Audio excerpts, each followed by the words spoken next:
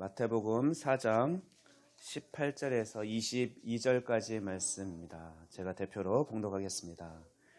갈릴리 해변에 다니시다가 두 형제 곧 베드로라 하는 시몬과 그의 형제 안드레가 바다에 금을 던지는 것을 보시니 그들은 어부라.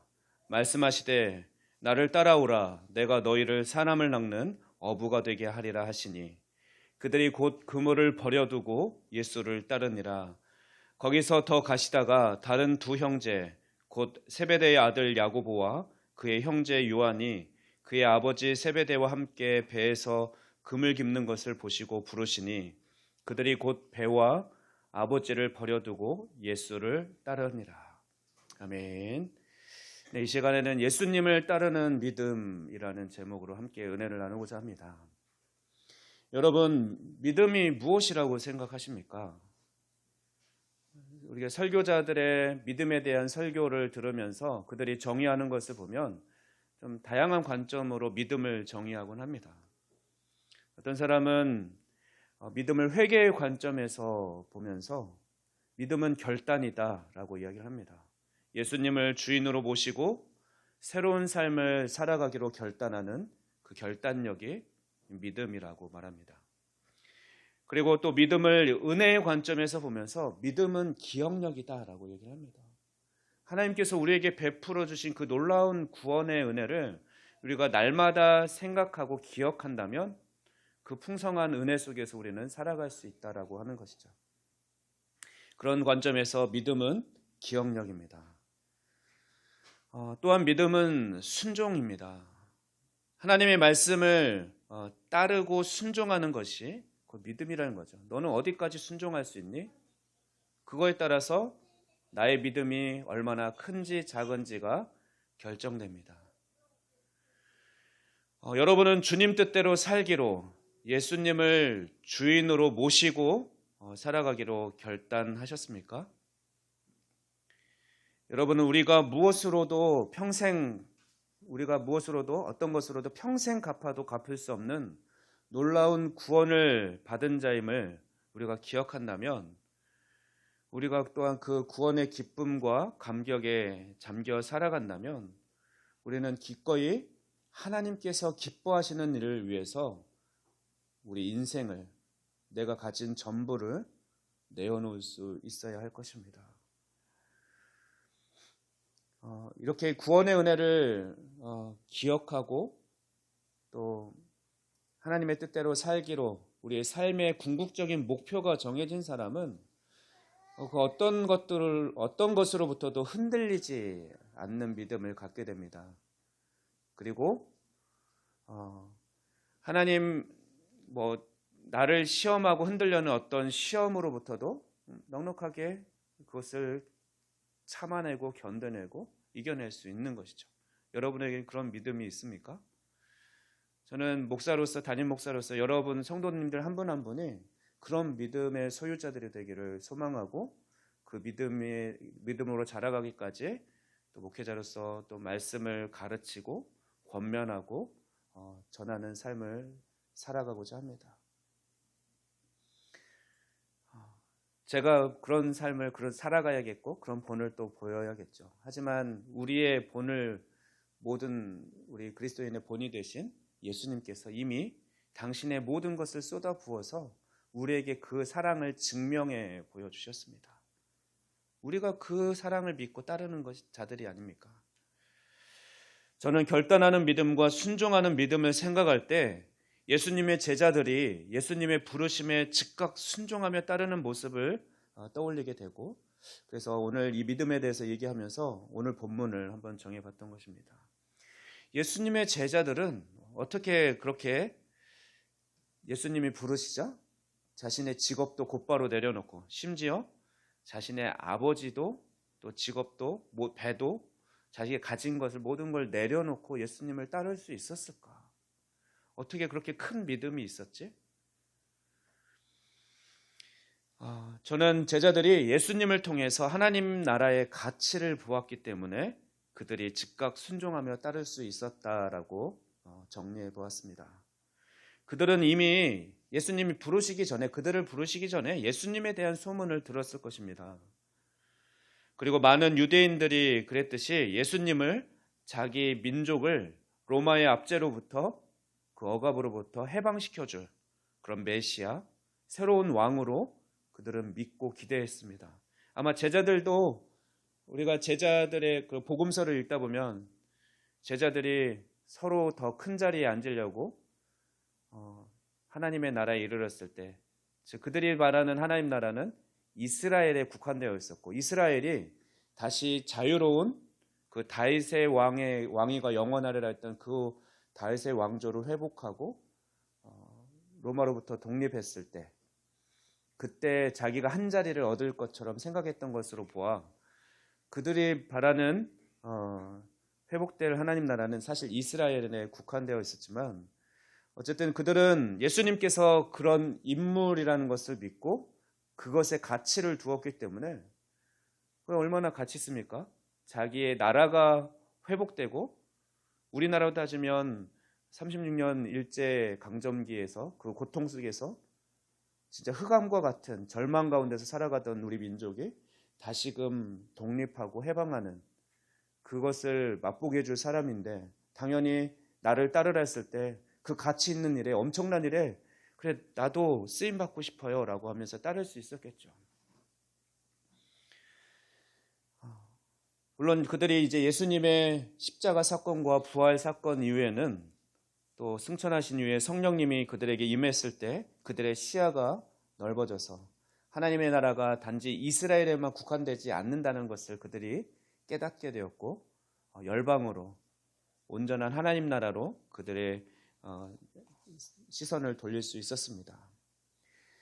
반면에 예수님을 따르지 못한 부자 청년의 이야기도 복음서에 나옵니다. 동일한 마태복음 19장 16절 23절의 말씀 보면, 예수님께서 인정받으려고 자신 있게 예수님을 찾아왔었지만 결국 그 부자 청년은 예수님을 따르라는 그 요구에 순종하지 못하고 고민하고 돌아갔습니다. 예수님의 제자들과는 상반되죠. 한번 볼까요? 마태복음 19장 16절에서 23절 말씀을 제가 봉독해 보겠습니다. 어떤 사람이 주께 와서 이르되 선생님이여 내가 무슨 선한 일을 하여야 영생을 얻으리이까? 예수께서 이르시되 어찌하여 선한 일을 내게 묻느냐? 선한 이는 오직 한 분이시니라. 내가 생명에 들어가려면 계명들을 지키라. 이르되 어느 계명이오니까? 예수께서 이르시되 살인하지 말라, 간음하지 말라, 도둑질하지 말라, 거짓 증언하지 말라, 내 부모를 공경하라, 내 이웃을 내 자신과 같이 사랑하라 하신 것이니라. 그 청년이 이르되 이 모든 것을 내가 지키었사온데 아직도 무엇이 부족하니까? 예수께서 이르시되 내가 온전하고자 할진대 가서 내 소유를 팔아 가난한 자들에게 주라. 그리하면 하늘에서 보화가 내게 있으리라. 그리고 와서 나를 따르라 하시니, 그 청년이 재물이 많음으로 이 말씀을 듣고 근심하며 가니라. 예수께서 제자들에게 이르시되 내가 진실로 너희에게 이르노니 부자는 천국에 들어가기가 어려우니라. 왜 부자 청년은 예수님께서 자신을 따르라는 그 명령에 순종할 수 없었습니까? 네, 그렇습니다. 그는 그의 가치를 부요함에 두었기 때문에 그렇습니다. 그가 이미 소유했던 그 부를 내려놓기가 힘들어서 결국 근심하며 돌아갔다라고 기록하고 있죠. 그렇기 때문에 그는 당장 자기가 소유한 그것을 지키고 그걸 가지고 살아가는 것에 만족했기 때문에 하나님 나라라는 가치에 그의 인생을 드릴 수가 없었습니다. 그렇다면 이제는 예수님의 부르심은 예수님의 제자들, 또 그 부자 청년, 그리고 이제는 우리들에게 향하고 있습니다. 여러분은 예수님을 믿고 따를 것입니까? 여러분은 하나님의 나라 회복을 가장 가치 있는 일로 여기고 여러분의 모든 것을 쏟아부을 수 있겠습니까? 여러분의 직업, 여러분의 사랑하는 가족, 자녀, 여러분이 쌓아놓은 재산이나 또는 업적, 명예, 나의 자존심, 물론 별로 가진 것이 없어서 쉽게 결단할 수 있겠습니까? 그런데 사실 가치를 두는 믿음은 그 기준이 상대적이어서 적게 가진 자라고 해서 그 가진 것을 내려놓기가 쉬운 건 아닙니다. 왜냐하면 나는 가진 게 이게 전부인데 상대적으로 부자 입장에서는 너는 가진 게 1,000,000원밖에 안 되니까 그거 쉽게 내려놓을 수 있잖아. 예수님께 하나님 나라를 위해서 기꺼이 드릴 수 있지 않아? 나는 이거 100억이어서 100억 이거 모으느라고 얼마나 힘들었는데 나는 그래서 힘들어. 그렇습니까? 아닙니다. 1,000,000원 있는 사람은 그게 내 전자산역이기 때문에 똑같이 적게 가진 자도 또 사실은 더 어려울 수 있습니다. 그러나 예수님께서 말씀하신 것은 분명한 것은 오늘 방금 읽어드린 그 마태복음 19장 23절 말씀에 의하면 부자는 천국에 들어가기가 더 어렵다라고 합니다. 가진 것이 많으니까 그것을 내려놓기가 더 어렵다는 것이죠. 그런 의미에서 가진 것이 적은 우리는 오히려 복을 받은 사람이죠. 더 쉽게 결단하면 예수님의 기쁨이 되기를 결단한다면 여러분이 가진 것을 기꺼이 주님을 위해서 내려놓을 수 있습니다. 그리고 또 이미 우리는 감사하게도 예수님을 그렇게 믿고 따르기로 결단했고 지금까지 믿음 생활을 하고 있습니다. 그러나 제가 이 시간 함께 생각해보고 결단하기를 촉구하는 것은 여러분이 혹시 한계를 정해놓고 나는 여기까지야 라고 정해놓고 신앙생활을 하고 있지 않은지, 우리는 어디까지 얼마만큼 내려놓고 예수님을 따를 수 있는지를 함께 다시 생각해 보기를 원하는 것입니다. 하나님의 나라는 저는 여기까지 헌신할게요. 저는 감사헌금으로 얼마만큼 드리고요. 저는 하루에 몇 시간을 드리고 제 인생의 몇 년을 주님을 위해서 쓸 수 있습니다. 선교사로 나가라고 하면 몇 년까지는 선교사로 나가서 복음을 전하면서 살아갈 수 있겠습니다. 이렇게 제한하지 않아야 한다는 것이죠. 예수님께서 비유로 말씀하셨듯이 하나님의 나라는 값진 진주를 구하려고 돌아다니던 그 진주 장사가 정말 값진 진주를 만나자 어떻게 했다고 합니까? 자기가 가진 또 다른 진주들을 아마 다 팔았을 것입니다. 가진 모든 전 재산을 들여서 세상에 하나밖에 없는 그 엄청난 가치를 지닌 진주를 사버렸습니다. 그렇듯이 여러분이 우리가 내가 하나님의 나라를 가장 가치 있는 일로 여긴다면 나의 온 삶을 다 쏟아 부어서 내가 가지고 있는 모든 것을 쏟아 부어서 그 하나님 나라를 위해서 살아가야 하는 것이죠.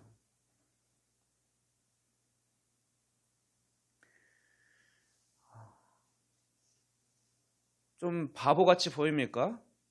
예를 들면 퇴직금 받았는데 퇴직금을 다 헌금했어. 야, 바보 아니야. 너 그거 퇴직 이후의 삶 살아가라고 그 퇴직금 모았다가 그 직장에서 준 건데 그것도 하나님이 주신 건데 또 그러고선 또 하나님한테 질질 짜려고 그러지. 또 없다고. 그거 다 드리면 어떻게 바보처럼. 우리는 당장 계산을 하게 되잖아요. 저부터도 그렇죠. 노후에는 살려면 월 얼마씩은 좀 있어야 될 것 같고 계산해보게 됩니다. 그래서 나는 이만큼밖에는 드릴 수가 없을 것 같아요.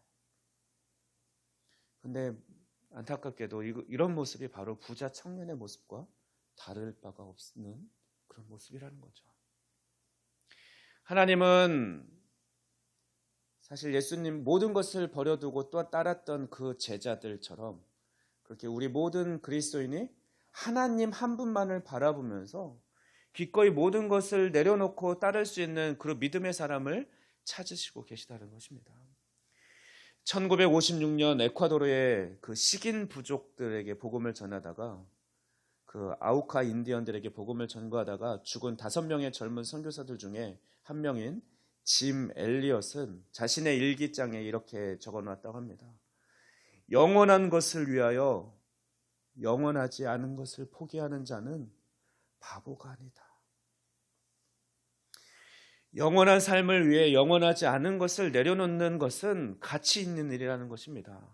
지혜로운 사람이란 거죠. 바보가 아니라 내가 하나님의 기쁨이 되기 위해서, 하나님의 나라를 위해서 내 인생이 하나님 나라를 회복하는 일에 또는 앞당기는 일에 쓰임 받을 수 있다면 그것으로 만족하고 감사하면서 기꺼이 순종하며 주님께 드리는 삶, 그것은 지혜로운 삶이고 가치를 아는 사람들의 삶입니다. 여러분의 죄를 사하고 또 여러분이 자유케 해주신 그 예수님의 보혈, 예수님의 희생을 여러분 한번 가격으로 매긴다면 얼마를 쳐드리고 싶습니까? 정말 가치 있는 것은 사실 값으로 매기기가 어렵죠. 만약 여러분이 예수님의 그 보혈의 그 피의 값을 1억으로 매긴다면 예수님은 1억짜리가 되는 거죠. 내가 평생 살아가는 동안 저는 1억 헌금하면 많이 드리는 거 아닐까요, 주님? 그만큼만 헌금할게요. 저는 하나님 나라를 위해서 10년, 100세 시대라고 보고 11조, 10년을 주님을 위해서 무슨 일을 하라고 하면 다 하겠습니다.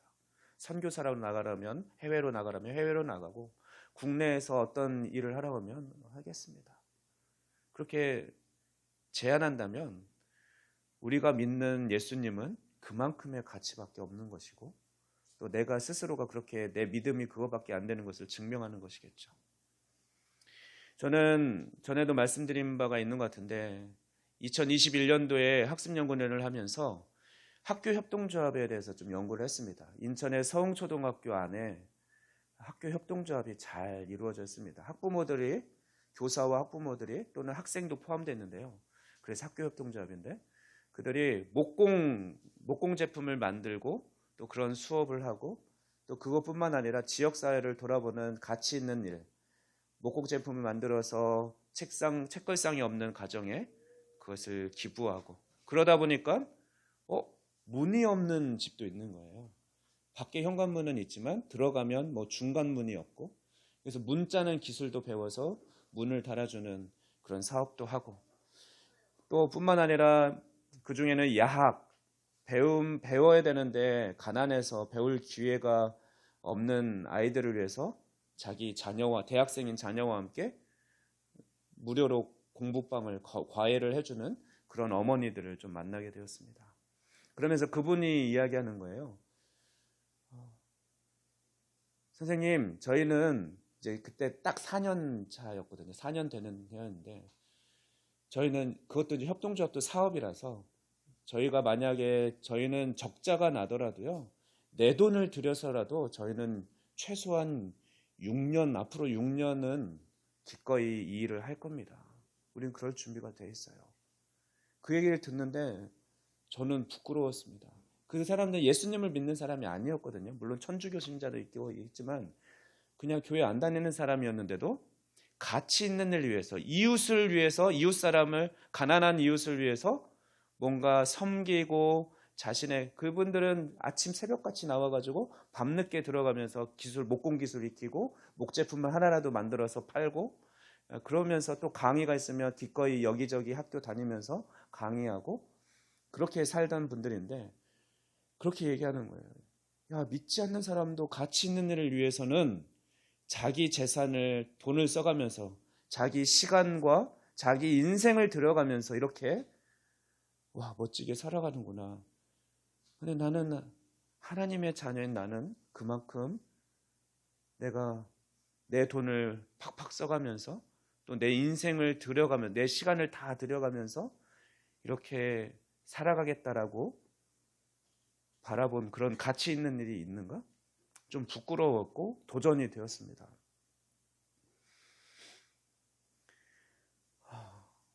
근데 우리는 어떻습니까? 여러분이 그렇게 투자할 만한 가치 있는 일이 있습니까? 그걸 발견하셨습니까?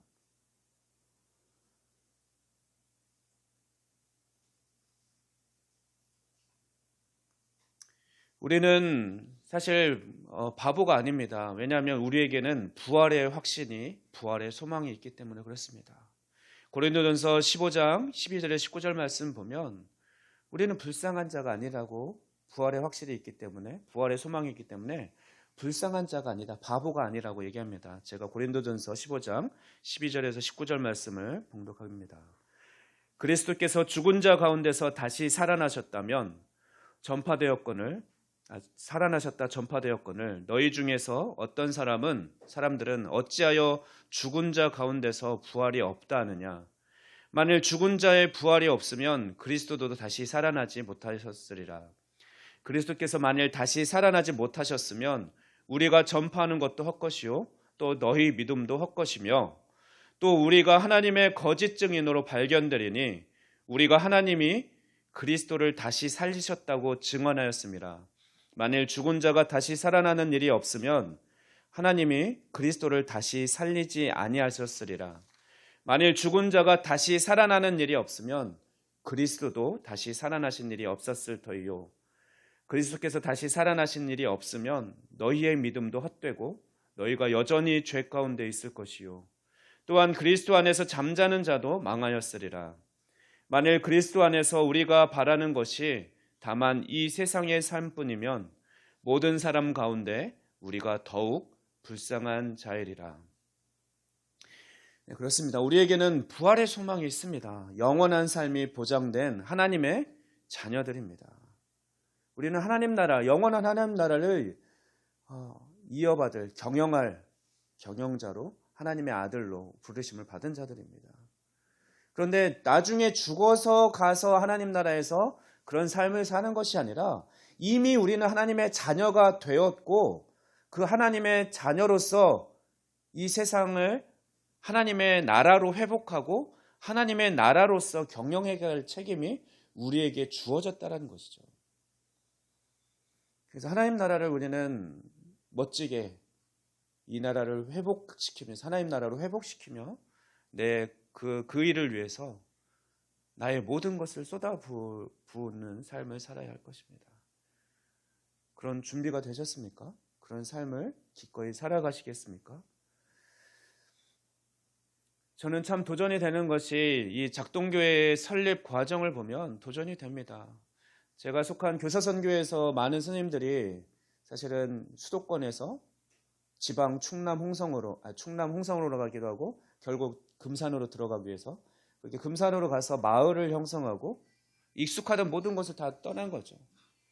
그래서 시골로 가서 마을을 이루고 학교를 짓고 그래서 그리스도의 제자를 잘 양성해내겠다고 학교를 운영하고 있습니다. 그렇게 10년이 됐고 11년째입니다. 많은 성과, 많은 열매를 하나님께서 이루어 주셨고 그것이 사실 같은 공동체에 속한 자로서 자랑이 되고 기쁨이 됩니다. 물론 저도 헌금을 하면서 물질적으로 동참했고 함께 기도하며 관심을 갖고 함께 해왔죠. 그런데 저는 사실 더 도전이 되는 것은 우리 작동교회 설립입니다. 우리 교사들은 그래도 교사라는 직업이 있고 대출도 잘 받을 수 있지만 이 교회를 세운 우리 장로님과 우리 권사님들은 어떻습니까? 가진 것도 자기들 먹고 살 집도 없고 이런 분들이 있는 빚 없는 빚 카드빚 다 내서 그 독촉 전화 매일 받아가면서도 그래도 언제 내가 평생에 하나님의 나라를 위해서 하나님의 교회를 세울 수 있겠느냐. 그 결단으로 교회를 세웠고 지금까지 우리가 또 마음 편하게 모여서 예배하고 찬양할 공간이 있고 그런 교회로 세워졌죠. 물론 건물만을 의미하는 것은 아닙니다. 그렇게 헌신을 결단했기 때문에 저는 하나님께서 이분들의 믿음을 받으셨고 그 믿음을 바탕으로 또 많은 사람들이 이 작동교회를 통해서 오고 가면서 물론 예배 드리고 함께 신앙생활에 또 다시 떠나는 자도 있지만 그 과정을 통해서 믿음이 자라고 또 생명을 얻는 사람들이 또 생겨났다고 합니다. 물론 그 개척 멤버뿐만 아니라 지금까지 함께 온 우리 또 목사님과 사모님, 권사님 모든 우리 성도들이 사실 그 삶을 이어서 바톤을 이어받아서 살아가고 있는 것이죠. 그래서 여러분은 이미 저는 우리 가까이에 예수님께서 나를 따르라 했을 때 모든 것을 내려놓고 따랐던 제자들과 같은 그 믿음을 가진 그 믿음의 사람들이 우리 함께하고 있습니다. 여러분들 중에 있고, 혹시나 제가 제안하는 것은 저를 포함해서 그렇다면 기꺼이 용기를 내서 옆에 그런 사람이 있으니, 멀리 있는 것이 아니라 옆에 그런 사람이 있으니, 나도 하나님이 기뻐하시는 일을 위해서라면, 가치 있는 일을 위해서라면 내 남은 인생을, 또 나의 가진 모든 재능과 재물과 모든 것을 주님께서 쓰시라고 하실 때, 주님께서 나에게 맡겨주신 그것을 기꺼이 쓸 수 있는 모든 성도들이 저와 여러분이 되기를 다시 한번 권면합니다. 기도하겠습니다. 사랑하는 자녀를 십자가 형틀에 또는 피조물의 조롱거리가 되기까지, 내어주시기까지 그렇게 모든 것을 쏟아 부으시면서 우리를 구원하신 놀라운 구원의 하나님 감사합니다. 우리를 하나님의 자녀로, 양자로 삼아주시고 영원한 하나님 나라의 상속자로 삼아주신 하나님, 우리 인생을 가장 가치 있는 하나님 나라를 위해 사용하게 하여 주시옵소서. 내게 맡기신 것들을 기꺼이 드릴 수 있는 믿음을 허락하여 주시옵소서. 모든 것을 또한 결단하고 기꺼이 순종하며 나아갈 수 있는 우리 믿음의 사람들로 성장시켜 주시옵소서. 혹시 내 안에 있는 문제들로 인해서 그것에 에너지를 쓰느나 더 가치 있는 일을 바라보지 못하고 있는 자가 없습니까? 있지는 않습니까? 주님, 우리 안에 있는 모든 문제를 주님께 맡기고 내려놓게 하시고, 또한 주님께서 또한 풀어주시고 해결해 주신 것을 또한 믿고 바랄 때 주님 그렇게 해주셔서 우리가 이제는 기꺼이 기쁘게 우리 인생의 전부를 쏟아부어 하나님 나라를 위해 사용하는 지혜롭고 믿음에 있는 믿음의 소유자들 다 되게 하여 주시옵소서. 이 모든 말씀 우리 주 예수 그리스도의 이름으로 기도하옵나이다. 아멘.